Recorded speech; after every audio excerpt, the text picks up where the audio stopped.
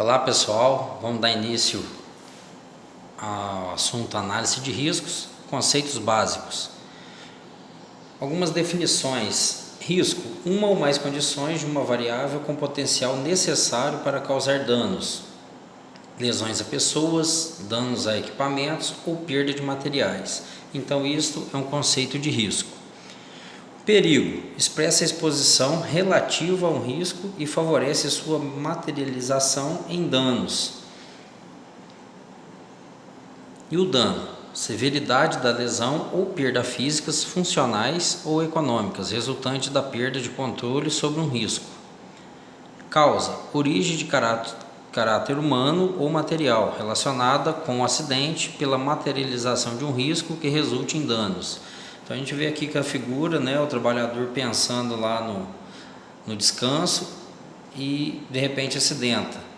Logo ele está no hospital pensando em voltar a trabalhar. Segurança, antônimo de perigo, isenção de riscos. Aqui eu coloco uma figura parecida aí com a Liga da Justiça, para mostrar que o técnico de segurança do trabalho, muitas vezes ele vai se passar por herói, mas a gente tem que conhecer nossos limites. Perda, prejuízo sofrido por uma organização sem garantia de ressarcimento por seguro ou outros meios. O sinistro, prejuízo sofrido por uma organização com garantia de ressarcimento por seguro ou outros meios. Aqui a gente vê algumas situações do trabalhador exposto aos riscos e muitas vezes de forma precária. O incidente, qualquer evento ou fato negativo com potencial de provocar danos, é também chamado de quase acidente, situação esta que não há danos visíveis. Acidente, toda ocorrência não programada que altere o curso normal de uma atividade e modifica ou põe fim à realização de um trabalho. Então na primeira figura a gente tem um exemplo de incidente. A caixa cai, quase pega o trabalhador, mas não provoca nenhum dano. Já na segunda figura, o trabalhador ali está envolvido com a máquina rotativa e consequentemente vai provocar danos. Em relação à natureza dos riscos, a gente pode classificar ela com riscos especulativos, que são provenientes de atos administrativos, políticos e de inovação. Dentre eles, eu tenho risco de mercado, financeiro ou de produção, que é conhecido como riscos administrativos, e os riscos devido às leis, decretos e portarias, que refere-se a riscos políticos, e os riscos devido à introdução de novos produtos no mercado e sua consequente aceitação pelos consumidores. Esses são os riscos de inovação. Dá um exemplo aqui, produzir uma máquina que não atende aos preceitos de ergonomia, por exemplo, ele não vai ser aceito pelos consumidores. Riscos puros, assim considerados aqueles em que há somente a possibilidade de perda, ou seja, nenhuma possibilidade de ganho ou lucro. Perda essa decorrente de morte ou invalidez de funcionários, danos a propriedades e a bens em geral, fraudes ou atos criminosos e os danos causados a terceiros, poluição do meio ambiente, qualidade e segurança do produto fabricado ou serviço prestado. Vejam que em relação à natureza do risco, a gente pode classificar em riscos especulativos e puros. Técnica de análise de risco. Série de riscos. Consiste na relação de todos os riscos capazes de contribuir para o aparecimento de danos. Risco inicial, originário, figura no início da série. Risco principal, pode causar sinistros ou perdas, a saber, morte, lesão, degradação da capacidade funcional dos trabalhadores, danos a equipamentos, veículos, estruturas e perdas materiais. Bem, o risco principal é o que a gente não quer que aconteça. Nenhum técnico quer carregar no seu currículo que ocorreu morte ou lesão de um colaborador por falta de uma análise técnica bem feita. Riscos contribuintes, todos os outros riscos que compõem a série. Observação 1. Uma vez obtida a série, cada risco é analisado no sentido de tentar inibi-lo ou eliminá-lo. Se possível, a gente tenta eliminá-lo. Observação 2. Entenda-se como sistema, como tudo aquilo que compõe um ambiente de trabalho, com exceção das pessoas que são os recursos humanos. Então, na primeira figura aí, a gente tem uma série onde o trabalhador está abaixo de uma carga elevada e a sombra dele aparenta aí a morte, vindo buscar ele. Por que eu coloquei essa figura? Porque quando a gente trabalha com treinamento aí de içamento de cargas, guindaste, guindalto, pilhadeira, entre outros, a gente sempre menciona esse fator. A carga está elevada, ela nunca cai. Mas quando um trabalhador entra de baixo, de repente, arrebenta uma cinta, quebra um gancho, uma coisa que nunca foi ocorrida e de repente mata o trabalhador. E na segunda imagem, a gente traz aí um ambiente inadequado, então eu tenho aí um sistema, exceto esse colaborador que está sentado aí na digitação. A APR, Análise Preliminar de Risco, vocês vão respirar isso para o resto da vida aí como técnico de segurança do trabalho. Ela consiste no estudo realizado na fase de concepção ou desenvolvimento, que é o projeto de um novo sistema, com o objetivo de se revelar os riscos que poderão estar presentes na fase de funcionamento do sistema. Na verdade, a gente vai antever as possibilidades de risco e levar isso a conhecimento daquela pessoa que vai executar a tarefa. Análise e revisão de critérios. Trata-se da revisão de todos os documentos com informações de segurança envolvida em um processo ou produto, tais como especificações, normas, códigos, regulamentos de segurança, a partir dos quais pode ser elaborado checklist. Então, a partir desse momento, com essas informações em mãos, eu consigo começar a elaborar meu checklist e criar ele da forma mais adequada para aquele ambiente de trabalho. Muitas vezes a gente recorre à internet, vou catar um modelo ali da internet. Ajuda? Pode até ajudar de momento, mas às vezes pode ficar informações fora do contexto. Como procedimento de revisão dos riscos inerentes aos processos, temos checklist que se destina a produzir a obtenção de uma quantidade abrangente de riscos, consenso entre áreas de atuação, a saber, produção, processo, segurança, tem que integralizar isso. Relatório de fácil entendimento, que também deve servir como material de treinamento. Aqui eu tenho o exemplo de um checklist simplificado. Então ele traz aí unidade e processo. Eu tenho a categoria, eu tenho assuntos a serem investigados, os responsáveis e algo que eu possa estar complementando aí, Análise da missão. Trata-se da análise de todas as atividades no sistema já em operação, levando em conta os fatores com potencial de causar danos. Muitas vezes, quando a gente analisa a missão, a gente consegue fazer algumas reversões que vai tirar a potencialização daquele risco. Diagrama de análise de fluxo. Essas análises por diagramas são úteis, principalmente para eventos sequenciais. Exemplo, fiação em mau estado de conservação, ressecada, levando a um curto-circuito que leva ao princípio de incêndio, que pode levar a um incêndio grave, de grandes proporções, graves proporções, aí provocar até a morte. Então, o que acontece, no exemplo desse, uma fiação em mau estado. Como que eu faria para montar um checklist para que a gente tomasse providências? Então, a gente tem que pensar nisso. Na apostila traz um pouco mais completo, a questão da montagem do checklist. Eu não adentrei aqui para a gente não tomar muito tempo. Ele é básico para ser montado. O mapeamento, a técnica útil na delimitação de áreas perigosas. Aí a gente tem um exemplo aqui do mapa de risco biológico, físico, etc. Então aqui é um local, a gente pode falar que é odonto, Então a gente vai montar, ajudar a montar, porque essa é uma atribuição da CIPA, mas não deixa daquela contribuição técnica que a gente tem. Normalmente o pessoal da CIPA não são pessoas com todo o conhecimento que você vai ter naquele momento, e por isso se faz necessária a ajuda do técnico de segurança. Análise do ambiente. Trata-se da análise completa do ambiente de maneira geral, abarcando higiene industrial, climatologia, etc. A gente faz um trabalho num todo. Por isso que é bom o técnico em segurança do trabalho não apenas conhecer o lado da segurança do trabalho, é bom conhecer também o processo em geral. Análise de método de falhas, né, e efeito. Permite verificar como podem falhar os componentes de um equipamento ou sistema, determinar os efeitos provenientes e estabelecer as mudanças a serem efetuadas para diminuir a probabilidade de falhas que poderá gerar ao acidente, que poderá levar ao acidente, né, do sistema. O exemplo aqui de aplicação sobre um reservatório de água. Então, por essa espinha de peixe aqui, a gente pode analisar da seguinte maneira.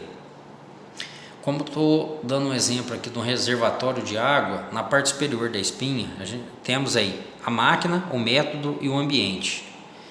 A máquina, regulagem correta, ferramentas sem fio de corte, ausência de manutenção. E os métodos, erro na seleção da madeira, meio ambiente.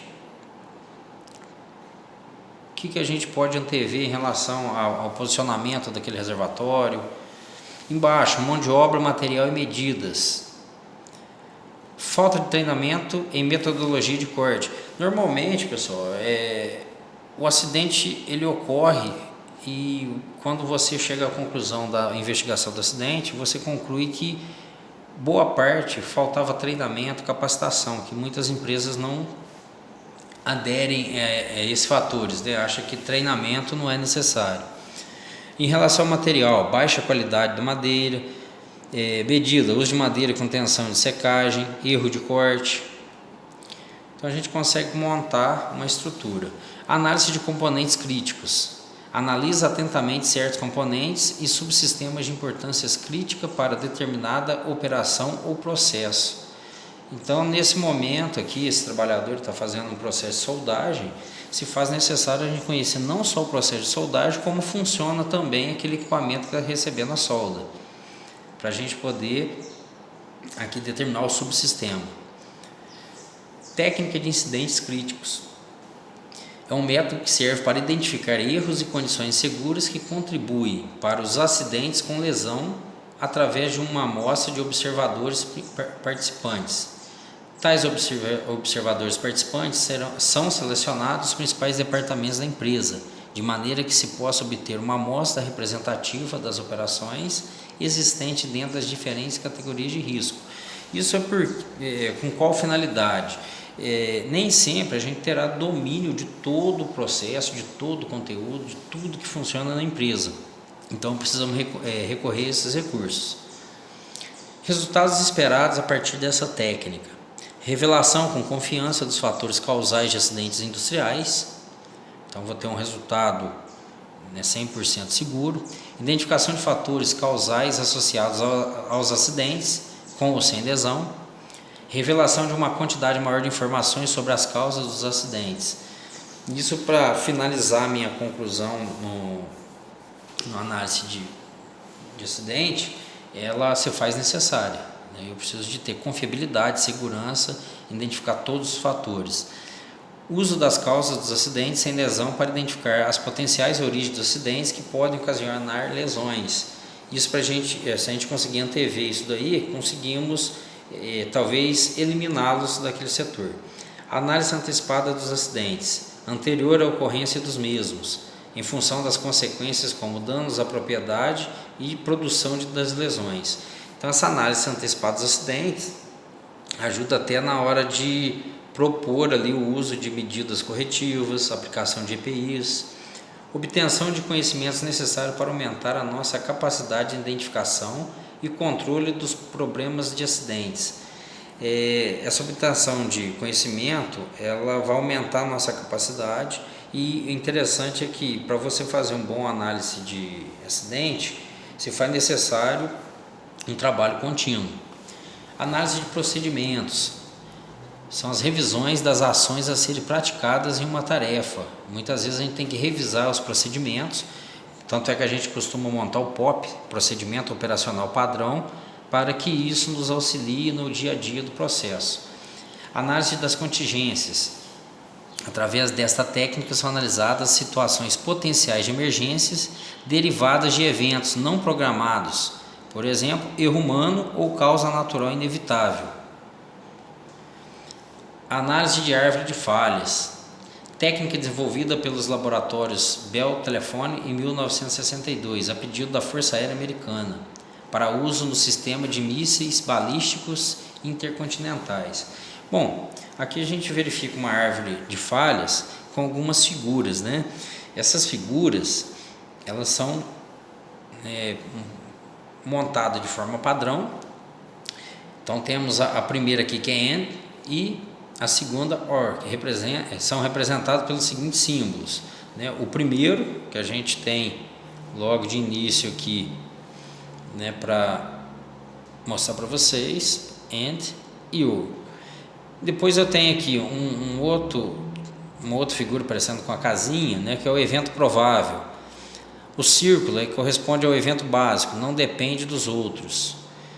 Depois eu tenho um triângulo que mostra para mim que é a ligação, conexão entre uma parte e outra da árvore. Então estou fazendo uma ligação. O losango, evento dependente de outros, por impossibilidade ou falta de necessidade, não será desenvolvido. Evento final, é um retângulo de bordas arredondadas, e o retângulo de arestas mais pontiagudas é a identificação de um evento particular. Depois eu tenho aqui também um octógono, né, um módulo de inibição de eventos indesejáveis, ou seja, que poderão levar a danos ou lesões. Então, se a gente voltar aqui nessa figura anterior, o que a gente pode analisar são todas elas de formato padrão. Então, é a forma que eu vou poder fazer a minha análise. A estrutura básica de uma árvore de falhas. Então, o que tem que conter nela, né? Falha do sistema ou acidente, é o evento topo. A análise de falhas consiste em sequências de eventos que levam ao sistema a falha ou acidente. As sequências de eventos são construídas com auxílio de comportas lógicas, AND e OR. Os eventos de saídas intermediários são representados por retângulos, como eventos descritos dentro deles. As sequências levam finalmente a falhas primárias básicas, que permite calcular a probabilidade de ocorrência do evento topo, que é o evento indesejável, acidente ou falha. As falhas básicas são indicadas por círculos, representam o limite de resolução da análise de falha. Então, dentro dessa montagem, né, como que ela foi criada, como que se chegou nessa conclusão? Temos aqui os fundamentos da prevenção e controle de perdas. Hendrick, ele fez a seguinte associação: 300 acidentes sem lesões avaliados, dentro desses 300, ele verificou 29 com lesões leves e chegou a um incapacitante. Já Frank Beard, ele fez algumas associações. Acidente com dano à propriedade, ele fez 500 análises. Ele constatou aí 100 lesões leves e uma incapacitante. Isso foi em Lukens, né? Em várias indústrias ele fez da seguinte maneira: 600 incidentes, ele verificou 30 acidentes com danos à propriedade e 10 lesões leves e uma lesão grave ou incapacitante. Então, dentro desse triângulo que eles fizeram aqui, que é o fundamento da prevenção e controle de perdas, chegou-se à conclusão que vários fatores, né, ou vários incidentes, vai levar a uma lesão incapacitante, né, ou a morte. O processo pelo qual ocorre uma perda por acidente é composto de 3 fases distintas: condição potencial de perdas, acidente e perda real ou perda potencial. Então, a gente pode verificar aqui a figura, né?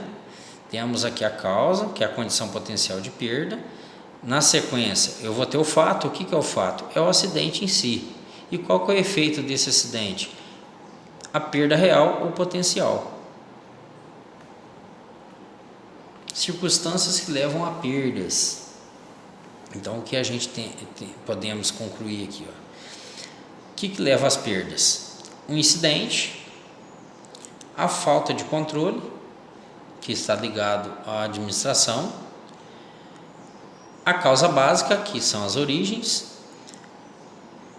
gente, propriedade, isso está relacionado aqui à perda, né? Ou a perda de algum bem material ou o ser humano aqui mesmo. E a causa imediata é o sintoma, né? O que pode estar ocorrendo para ocorrer aquela causa imediata. Então são observações. Falta de controle, falha administrativa relacionada ao planejamento, organização, falta de tato gerencial e até mesmo falta de padrões de qualidade.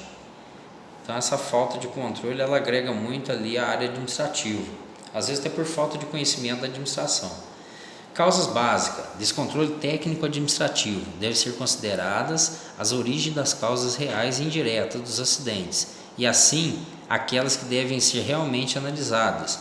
Então, não é também criar, vamos dizer assim, né, criar tempestade em copo d'água. A gente tem que utilizar o conhecimento técnico e embasar em normas, legislações para poder fazer um levantamento mais apropriado. As causas imediatas resultam da existência de atos e condições que transgridem algo pré-estabelecido e já aceito, que são as normas, e resultarão em perdas na operação industrial. Então, às vezes, uma aplicabilidade da norma, por exemplo, pessoas, o trabalhador é o que está mais diretamente envolvido na maioria dos acidentes, pois aquilo que faz ou deixa de fazer é considerado fator causal imediato. Não utilizou um equipamento de proteção, né? Subiu numa escada acima de 2 metros de altura, não estava portando o cinto de segurança. Equipamento. Desde os primórdios da prevenção de acidentes, é o elemento considerado a fonte principal de incidentes, originando a proteção de máquinas, além da necessidade de se treinar os trabalhadores para operá-los. Então, o equipamento, a gente já pode agregar diretamente a NR12, né? Segurança em máquinas e equipamentos. Ali na NR12, traz a obrigatoriedade daquele operador ser capacitado na própria máquina que opera, se possível. Material, elemento que as pessoas usam, transformam e se beneficiam, é também a fonte principal de